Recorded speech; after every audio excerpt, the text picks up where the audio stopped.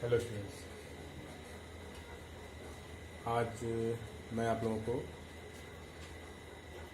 Isolation के विषय में बताऊंगा। और हम जो आइसोलेशन पढ़ने चल रहे हैं ये इवोल्यूशन से रिलेटेड है।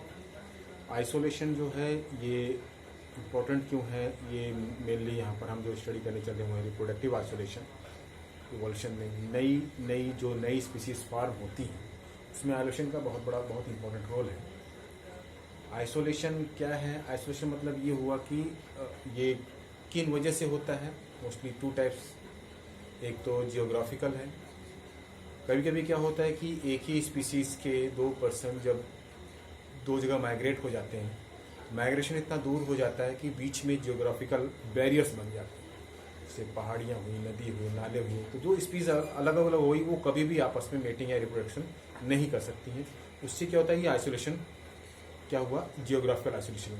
जैसे polar region, polar bear polar पर है और इक्वेटर पर दूसरा इक्वेटर बियर है, तो ये इतनी दूर है, इनका जो जियोग्राफिकल कंडीशन उतना डिफरेंट है कि इनके बीच में कभी मीटिंग नहीं हो सकती। और ऐसे में क्या रहता है कि ये आइसोलेटेड हो गए। अब ये इसको कहते हैं आइसोलेशन।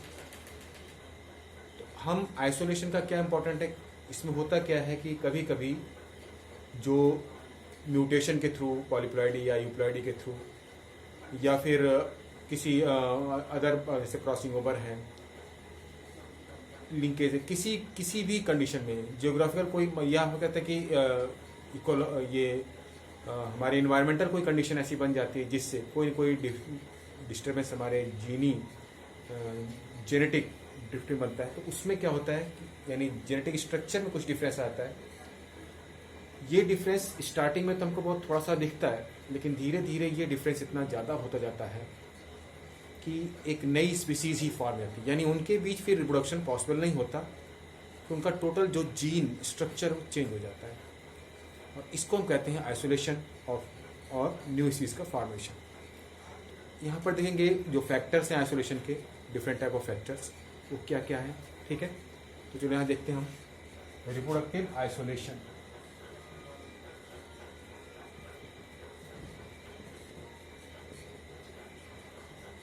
रिप्रोडक्टिव आइसोलेशन, इनको हमने सबसे पहले दो पार्ट में डिवाइड किया है। एक जो रिप्रोडक्शन के थ्रू होते हैं, दूसरा जो जियोग्राफिकल आइसोलेशन है।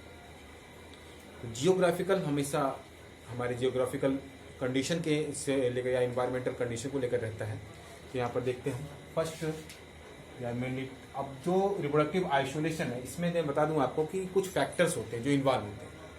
जैसे अब वो फैक्टर कोई भी हो सकता है हमारा जेनेटिक स्ट्रक्चर है, मतलब म्यूटेशन या अदर टाइप हो सकता है, या फिर हो सकता है कि वो जियोग्राफिकल। जो भी फैक्टर है उनको क्या कहते हैं यहाँ पर, उसको हम कह सकते हैं आइसोलेशन फैक्टर। जो रिस्पॉन्सिबल है इवोल्यूशन के लिए, नई स्पीसीज के फॉर्मेशन के लिए, आइसोलेशन फैक्टर। या इसको हम कह सकते हैं, दूसरा नाम दे सकते हैं कि ये बैरियर्स हैं। ठीक है, हम इसको ये भी लिख सकते हैं कि आइसोलेशन बैरियर्स जो दो अलग अलग स्पीसीज को, ये दो मतलब एक ही स्पीसीज के दो एनिमल्स को डिफरेंट अलग अलग रखते हैं, सेपरेट रखते हैं, उनके बीच में किसी भी तरह का कोई रिप्रोडक्शन पॉसिबल नहीं होने देते। ठीक है, तीसरी चीज अब आते हैं, इसको हम कह सकते हैं अगला भी कह सकते हैं कि हाइब्रिडाइजेशन, किसके बैरियर्स ऑफ हाइब्रिडाइजेशन भी कह सकते हैं इसको हम, बैरियर्स ऑफ हाइब्रिडाइजेशन। तो ये तीनों सेम ही है, इसको हम आइसोलेशन फैक्टर कह रहे हैं। तो किसी भी नाम से आए, तीनों का नाम आपको मालूम होना चाहिए। तो अब ये कितने, इनको हमने टू टाइप्स में डिवाइड किया। कितने में? टू टाइप्स में।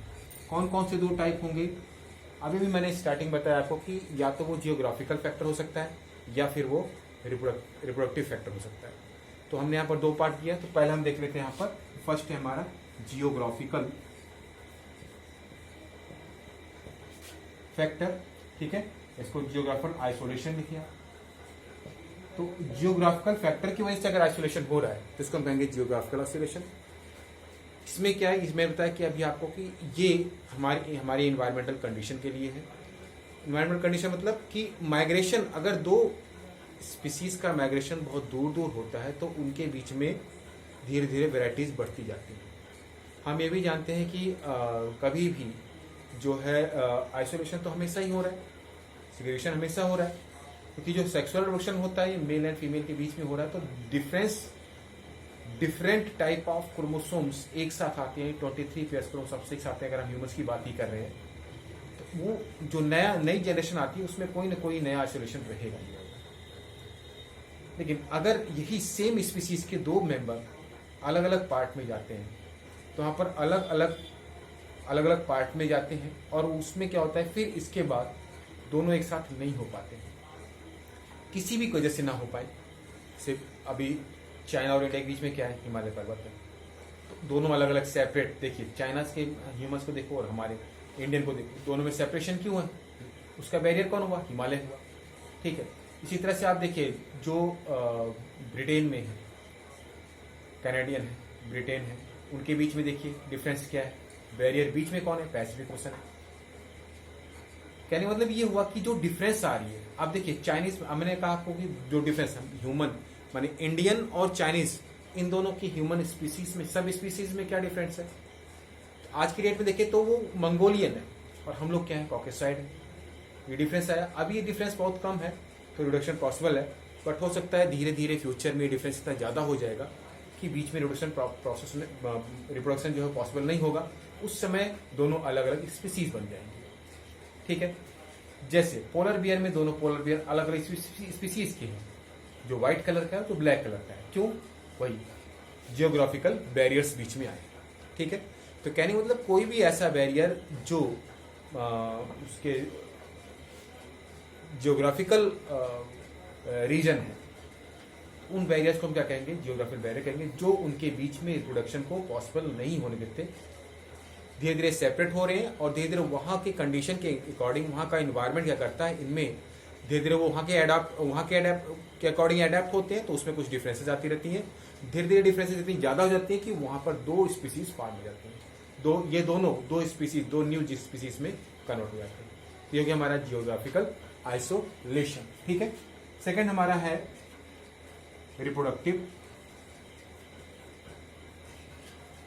आइसोलेशन। तो रिप्रोडक्टिव आइसोलेशन, इसके ये डिफरेंट टाइप, इसके जो फैक्टर है वो अलग अलग हैं, तो वन बाय वन हम फैक्टर को देखते चलते हैं। ठीक है, तो पहला फैक्टर देखते हैं हम ए। पहला कौन सा फैक्टर होगा? पहला हमारा हो जाता है इकोलॉजिकल आइसोलेशन। इकोलॉजिकल आइसोलेशन, यहां क्या हुआ? वही इन्वायरमेंट चेंज है, इन्वायरमेंट अलग अलग है, हर स्पीसीज अलग अलग इन्वायरमेंट में रहने के लिए अडेप्ट है। और ये इन्वायरमेंट क्या करते हैं, यही इन्वायरमेंट या हम कह सकते हैं इकोसिस्टम क्या करते हैं कि सेपरेट रखते हैं, दो अलग अलग स्पीसीज को सेपरेट रखते हैं। और इन स्पीसीज के बीच में कभी भी रिप्रोडक्शन, मेटिंग नहीं हो सकती। अगर मेटिंग नहीं हो रही है तो स्पीसीज हमेशा सेपरेट रहेंगे, इसको कहते हैं आइसोलेशन। एक्वेटिक इकोसिस्टम है तो वहां पर अलग टाइप के एनिमल्स हैं, और टेरेस्ट्रियल इकोसिस्टम में अलग टाइप के इकोसिस्टम है, बीच में उनके बैरियर कौन हुआ? इकोसिस्टम हुआ, इकोलॉजिकल आइसोलेशन फैक्टर है। ठीक है, तो यहाँ पर क्या हुआ कि इकोसिस्टम ही अलग अलग टाइप का, अलग अलग इकोसिस्टम में अलग अलग टाइप के एनिमल्स सर्वाइव कर सकते हैं, अलग अलग टाइप के प्लांट सर्वाइव कर सकते हैं, तो उनका इकोलॉजिकल बैरियर बन गया। ठीक है, ये इकोसिस्टम अलग अलग हो गया, तो वहाँ पर एक बैरियर है जो उनके बीच में मीटिंग नहीं होने देता, इसलिए नई जो स्पीसीज रहती है वो सेपरेट रहती है। ठीक है, सेकेंड आते हैं इकोलॉजिकल बैरियर के बाद सेकंड है हमारा जो है वो है हमारा टेम्पोरल आइसोलेशन। ठीक है, टेम्पोरल आइसोलेशन। टेम्पोरल आइसोलेशन क्या है? टेम्पोरल आइसोलेशन को क्या कहते हैं हम? ये एक्चुअल में मीटिंग पीरियड है, क्योंकि अलग अलग टाइप के अलग अलग स्पीसीज में अलग अलग मीटिंग पीरियड होता है, इसलिए कभी भी इंट्रा स्पेसिफिक मीटिंग नहीं हो सकती। इसलिए जो सेपरेशन है दो स्पेसिफिक स्पीसीज का, वो सेपरेशन हमेशा बना रहता है। ठीक है, तो ये हो गया हमारा टेम्पोरल आइसोलेशन। ये क्या है? ये मीटिंग पीरियड, अलग अलग एनिमल्स की अलग अलग इकोसिस्टम में अलग अलग टाइम में जो मेटिंग बिहेवियर होता है, जो मेटिंग पीरियड होता है, अलग अलग होता है, इसीलिए यहाँ पर भी सेपरेशन बना रहता है। थर्ड आते हैं इकोलॉजिकल सक्सेशन, इकोलॉजिकल आइसोलेशन। इसके बाद हमारा हो गया टेम्पोरल आइसोलेशन, ठीक है। टेम्पोरल बाद फिर हमारा लास्ट इसके बाद आता है इथियोलॉजिकल, या इसको हम कह सकते हैं साइकोलॉजिकल, इथोलॉजिकल या फिर साइकोलॉजिकल। एक मिनट में इसको ऊपर लिखता हूं।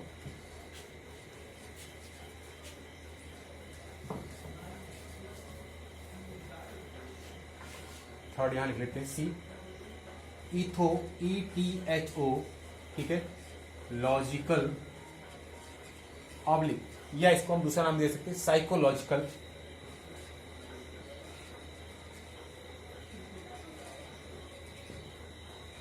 आइसोलेशन। साइकोलॉजिकल आइसोलेशन क्या है कि हमेशा एक ही स्पीसीज के मेल एंड फीमेल के बीच में मेटिंग बिहेवियर होगा। ऐसा कभी भी ये मेंटलिटी नहीं होती कि डिफरेंट टाइप ऑफ स्पीसीज के बीच में कभी मेटिंग बिहेवियर हो, ठीक है। तो ये है साइकोलॉजिकल या इथोलॉजिकल आइसोलेशन। फिर हमारा आता है डी।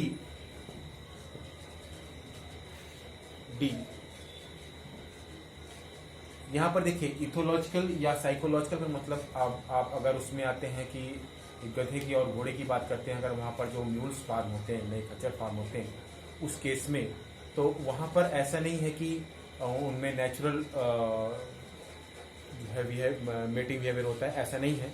वहाँ पर वो आर्टिफिशियल हम लोगों ने किया हुआ है जिससे म्यूल फार्म होते हैं, और वो भी इसमें आएगा। अभी वो भी आइसोलेशन में एक डिफरेंट टाइप है कि उससे जो नए हाइब्रिड फार्म होते हैं वो हमेशा स्टेराइल होते हैं।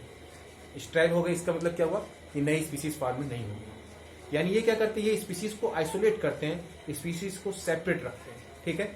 अगला हम आते हैं इथोलॉजिकल के बाद नेक्स्ट हमारा जो है वो क्या होगा, वो आ जाता है हमारा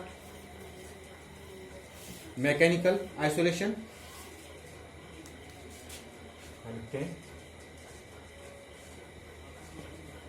मैकेनिकल आइसोलेशन। तो मैकेनिकल आइसोलेशन क्या है, ये है कि जितने भी जो भी मेल फीमेल हैं इसमें रिप्रोडक्शन हो रहा है, उनका जो रिप्रोडक्टिव पार्ट्स होता है उसका शेप एंड साइज वो अलग अलग टाइप का होता है, इसलिए दो डिफरेंट स्पीसीज के बीच में कभी मेटिंग बिहेवियर नहीं हो सकता, ठीक है। तो ये आता है हमारा मैकेनिकल आइसोलेशन में। मैकेनिकल के बाद हम आते हैं अगला ये आता है हमारा मैकेनिकल एम्ब्रियोनिक, इसको हम कह सकते हैं, या फिर हम कह सकते हैं इसको जाइगोटिक, ठीक है, लिख देते हैं। क्योंकि गैमीट फॉर्मेशन हो रहा है तो गैमेटिक आइसोलेशन, ठीक है। इस यहाँ पर क्या होगा, मेल एंड फीमेल में स्पर्म्स या एग्स के बीच में, तो इस हमेशा जो डिफरेंट इंट्रास्पेसिफिक है, जो इंट्रास्पेसिफिक है यानी दूसरी स्पीसीज के स्पर्म्स कभी भी दूसरी स्पीसीज के एग से कभी भी दूसरी स्पीसीज के एग को कोई फर्टिलाइज नहीं कर सकते। क्यों नहीं कर सकते, क्योंकि जो डीएनए स्ट्रक्चर है वो चेंज होता है। दूसरी चीज ये है कि जो ट्रैक्ट होता है वो उसमें भी कुछ ऐसे एंटीबॉडीज रहते हैं कि जो एक नई स्पीसीज के स्पर्म्स को डेड कर सकते हैं, वो वहां पर यानी नई स्पीसीज के स्पर्म्स वहां पर सर्वाइव नहीं कर पाते, ठीक है। तो ये हो गया हमारा गैमेटिक आइसोलेशन। इसका मतलब क्या होगा कि यहाँ भी दो स्पीसीज हमेशा सेपरेट रहती हैं, आइसोलेट रहती हैं, उनके बीच में ऐसा नहीं हो सकता क्योंकि कोई नया हाइब्रिड वो फार्म हो, ठीक है। हाइब्रिडाइजेशन जितना भी हुआ है वो मैन मेड है, आर्टिफिशियल है, नेचुरल नहीं है, ठीक है। आगे आते हैं हम लास्ट, जो मैंने अभी आपको स्टार्टिंग बताया था कि जो म्यूल का फॉर्मेशन है, म्यूल कैसा होता है, हमेशा स्ट्राइल होता है। तो जो नई जीन्स नया स्पीसीज फॉर्म भी होती है, जो दो स्पीसीज के बीच की स्पीसीज है वो स्ट्राइल होती है, तो उससे न्यू एनिमल नहीं फॉर्म हो सकते। ये भी क्या है, एक आइसोलेशन मैकेनिज्म है, इसको हम कह सकते हैं hybrid sterility. Hybrid STERLITY। Fertility नहीं होती, उसमें फर्टिलाइजेशन नहीं हो सकता है, इसलिए वो स्टेरिलिटी है। तो सिर्फ हाइब्रिड, हमको म्यूल तो फार्म हो गए, हॉर्स एंड डंकी के बीच में, एस के बीच में म्यूल्स तो फार्म हुए, लेकिन म्यूल्स कैसे हैं, स्टेराइल हैं, वो रिप्रोडक्टिव नहीं है, वो उनमें फर्टिलिटी नहीं होती, तो वहीं पर खत्म हो जाते हैं। यानी नई स्पीसीज तो हमने बनाई, एक नई सब स्पीसीज बनाई, लेकिन वो सर्वाइव, वो आगे न्यू जनरेशन नहीं फॉर्म कर सकती। ठीक, तो ये हो गया हमारा हाइब्रिड स्टेरिलिटी। इसमें जो नई जनरेशन होगी वो कैसी होगी, हाइब्रिड तो होगी, लेकिन उससे फिर वो कैसी होगी, वो स्टेराइल होगी। प्लांट के केस में भी अगर आप देखते हैं तो उसमें क्या होता है, F2 जनरेशन में वो सेपरेट होने लगती है, लॉ ऑफ सेग्रीगेशन आ जाता है, तो वहाँ पर भी सेपरेट होती हैं। जो हाइब्रिड क्रॉप्स हैं या फिर एनिमल्स हैं, वो ऐसा वो नई सब स्पीसीज नहीं फॉर्म करते, वहाँ पर जीन्स हमेशा सेपरेट रहते हैं। ठीक है, एनिमल के केस में वो स्टेराइल होती हैं, प्लांट के केस में वहाँ पर सेपरेशन F2 जनरेशन में वो 3:1, यहाँ कहते हैं 1:2:1 के रेशियो में सेपरेट होने लगते हैं। ठीक है, ये था आइसोलेशन, रिप्रोडक्टिव आइसोलेशन। ठीक है, and importance of reproductive isolation in evolution. Okay, bye.